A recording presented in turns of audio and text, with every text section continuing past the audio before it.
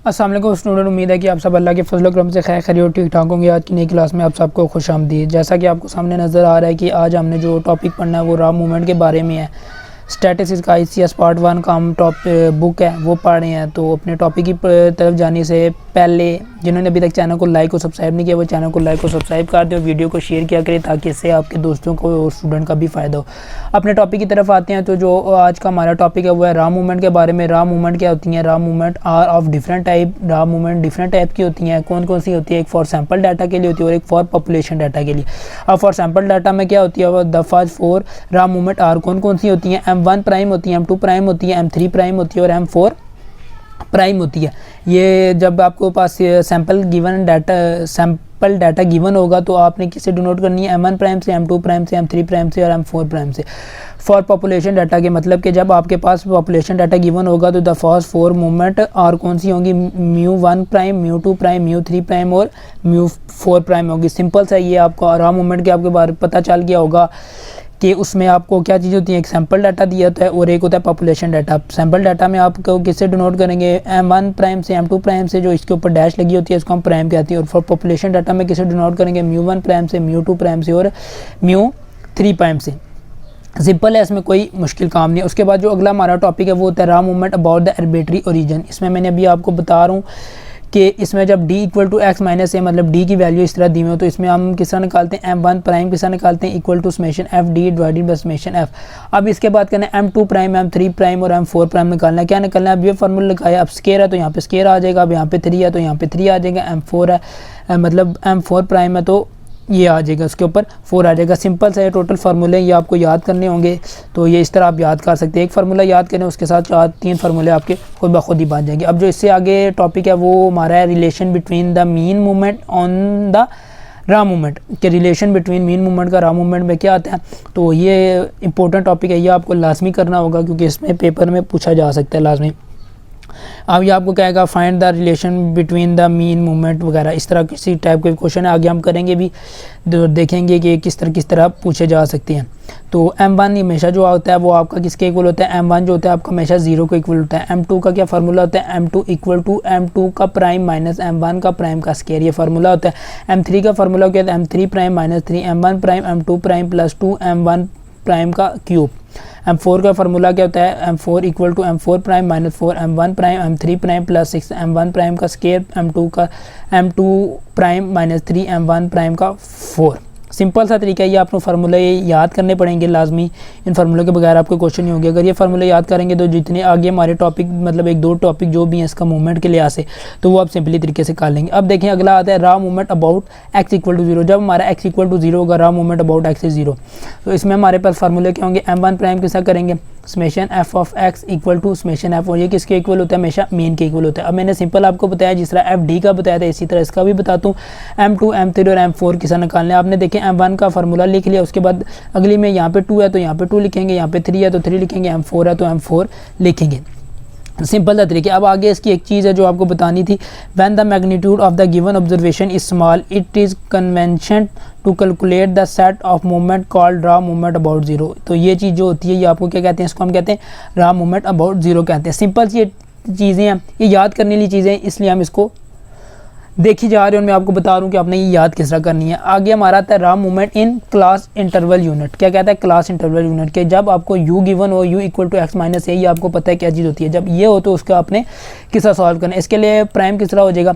M1 prime equal to summation f u divided by summation f हो जाएगा। अब वही मैंने बताया जिस तरह आप अगर वो एक फार्मूला याद कर लेंगे तो इसका भी एक आप फार्मूला याद कर लेंगे u का। उसके बाद 2 आएगा, 2 के बाद उसके ऊपर स्केयर आ जाएगा, 3 आएगा, इसके ऊपर स्केयर आएगा, 4 आएगा तो इसके ऊपर स्केयर आएगा। अब देखें आपको कहेगा मूवमेंट अबाउट मीन फाइंड करो। तो ये जिस तरह अगर आपने ये ले फार्मूले याद किए होंगे, अगर एक दफ़ा आप ये फार्मूला याद कर लें तो उसके बाद आपके ये ले फार्मूले सिंपली तरीके से निकलेंगे। मूवमेंट अबाउट मीन किससे निकालेंगे? M1 जो होता है हमेशा इक्वल टू 0 होता है।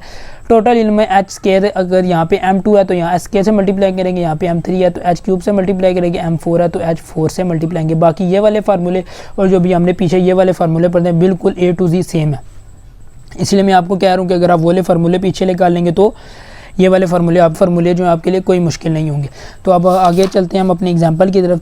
किस तरह पेपर में क्वेश्चन पूछा जा सकता है। तो अगर अभी तक चैनल को लाइक और सब्सक्राइब नहीं किया तो लाइक और सब्सक्राइब कर दें, वीडियो को शेयर भी करें ताकि स्टूडेंट का और आपका फ़ायदा हो।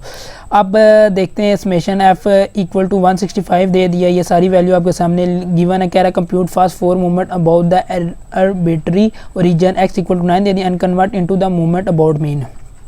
अब इस तरह का क्वेश्चन है तो आपने इसको किस तरह सॉल्व करना है, आपने लिखना है ये वैसी एक चीज़ लिख दी आपने, movement about X equal to 9। अब देखें आपके समेशन एफ डी स्केयर वाले क्वेश्चन है, मतलब कि एफ डी वाले क्वेश्चन, आपने एक एफ डी का फार्मूला लिखना है। देखें M1 प्राइम निकालना है equal to summation F D divided by summation F. अब आगे स्केयर के ऊपर स्केयर कर देना, 3 के ऊपर 3 कर देना, 4 के ऊपर 4 कर देना, ये फार्मूला लिख ले। उसके बाद आपके पास हर चीज़ की वैल्यू गिवन है, ये इसकी वैल्यू गिवन है, लिख दी, उससे डिवाइड किया, ये आ गया। फिर इसकी वैल्यू भी आपके समेशन एफ डी स्केयर की वैल्यू गिवन है, वो आपने पुट की, डिवाइड किया, आंसर आ गया।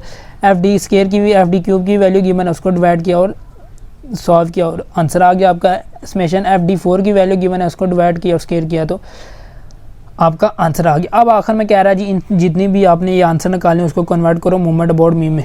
मूवमेंट अबाउट द मीन का फार्मूला क्या होता है, M1 equal to M1 prime minus M2 prime equal to 0। मतलब कि ये जो हमने क्वेश्चन ये हमने पार्ट किया है, ये सारी हमने फार्मूले जो याद किए, अभी आपको मैंने कहा था ये आप फार्मूले याद करने आपने, ये टोटली फार्मूले हमारे इस क्वेश्चन में यूज़ होंगे। ये आपको M1 तो पता चल गया जो हमारा किसके इक्वल होता है, हमेशा 0 के इक्वल होता है। M2 किस तरह निकालते हैं, M2 का जो फार्मूला है equal to M2 prime minus M1 prime का स्केयर।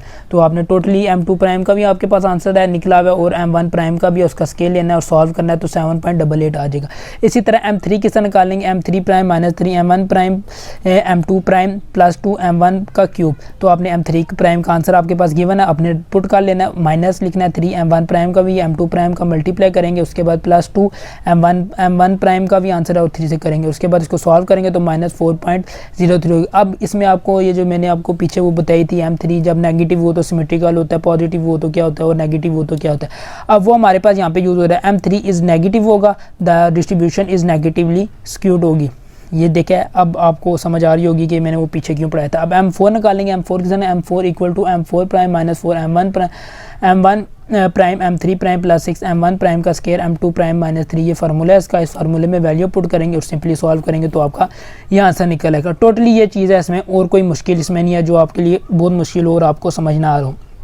तो अब अपनी एग्जांपल की तरफ आते हैं। लाइक और सब्सक्राइब का बटन और बेल एक बनी होगी, बेल को भी दबा दें और उसके ऊपर एक होता है ऑल नोटिफिकेशन को क्लिक कर दें ताकि जितनी भी मैं वीडियो अपलोड करूँ आप तक पहुँच जाए इजीली।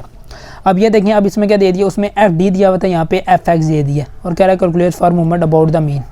अर्थमेटिक मीन सिंपल, वहाँ मीन क्या है या अर्थमेटिक मीन के सिंपल दोनों का एक ही है। अब इसके लिए करना है M1 वही प्राइम में एक फार्मूला लिख लेना, दूसरे का उसके ऊपर स्केयर कर लेना है, तीसरे के ऊपर उसके ऊपर स्केयर कर लेना और चौथे के ऊपर उसका स्केयर कर लेना है। टोटली आपने फार्मूला मैंने आपको बताया ये फार्मूला होता है।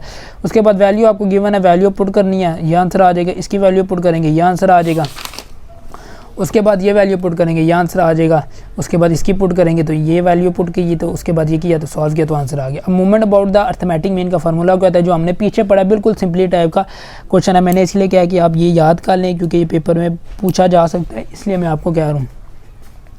M1 का फार्मूला क्या होता है, M1 equal to M1 prime plus M1 prime 0 होता है। उसके बाद M2 उसी तरह आपने वैल्यू पुट करनी है और आपका सिंपली आंसर आ जाएगा। M3 का क्या होगा, M3 में भी उसी तरह फार्मूला होगा, फार्मूले को आपने याद किया होगा, आपने सिंपली लिखना है और सिंपली उसकी वैल्यू पुट कर देनी है। M3 प्राइम की हमने पीछे निकाली है, अभी ये देखें M1 प्राइम की निकाली है, M2 प्राइम की निकाली है, M3 प्राइम की निकाली और M4 प्राइम की निकाली है। टोटल आपने वैल्यू पुट करनी है जो आपको कह रहा है, अपने वैल्यू पुट करेंगे सिंपली आंसर आएगा। M4 में भी यही चीज़ है, इसका फार्मूला पहले आपने लिखना है, यहाँ पे एच के साथ मल्टीप्लाई नहीं करना क्योंकि वो दूसरा क्वेश्चन है इसलिए। उसके बाद आपने क्या करना है, वैल्यू पुट की, उसके बाद सॉल्व किया और सिंपली इसका आंसर निकल आया। तो आज का जो हमारा टॉपिक था बस इसी के रिलेटेड था, तो आज मूवमेंट का हमारा कंप्लीट हो चुका है। इंशाल्लाह अब हम आगे पढ़ेंगे इसका जो कोर्टोसिस है, स्क्यूनेस वगैरह है और बाकी और दो थोड़ी सी चीज़ें इसी चैप्टर के लिहाज से जो इसके 1-2-3 टॉपिक रह गए, इंशाल्लाह वो जल्दी कंप्लीट करेंगे और अपनी एक्सरसाइज की तरफ आएंगे। चैनल को लाइक और सब्सक्राइब कर दें, वीडियो को शेयर भी किया करें दूसरे स्टूडेंट के साथ ताकि फ़ायदा हो उनका भी और आपका भी। मुझे इजाज़त दीजिए, आपसे मिलते हैं नेक्स्ट वीडियो में।